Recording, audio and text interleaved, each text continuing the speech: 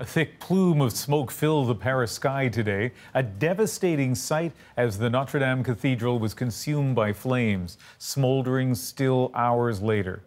The majestic structure dates back more than 8 centuries, a crowning attraction in a tourist mecca. For Christians, especially Roman Catholics, the loss is deeply felt on this Easter Holy Week.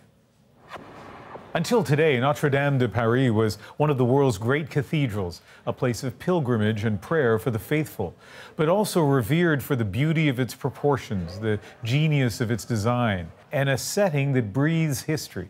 It sits on an island in the River Seine, in the heart of central Paris, a draw for tourists from around the world, to the east of the Eiffel Tower near the Arc de Triomphe, and just down the river from the Louvre with all its treasures.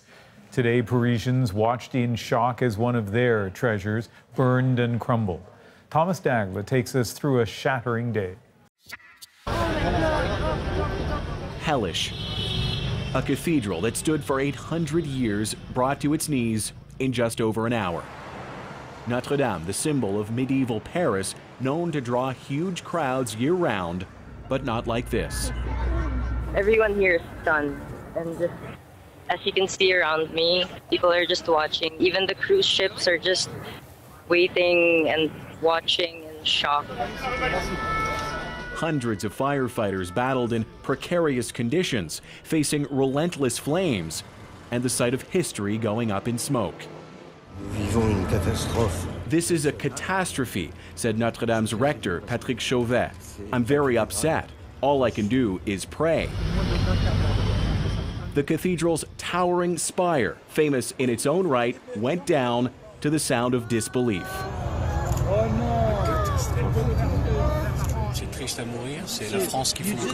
It's unbearably sad, he says. This is France that's being lost. Paris is crying now, not just me. Investigators suspect it was all an accident as Notre-Dame undergoes multi-million-dollar restoration work. Just days ago, crews removed priceless statues from above, unknowingly saving them before the roof was destroyed. The French president met with first responders and emerged tonight with a promise. We will rebuild this cathedral all together, said Emmanuel Macron. It's part of France's destiny. Crowds cheered on firefighters for having saved what they could. Those 2 famous towers are still standing. Crews used flashlights to search for damage well into the night. But how much has been lost?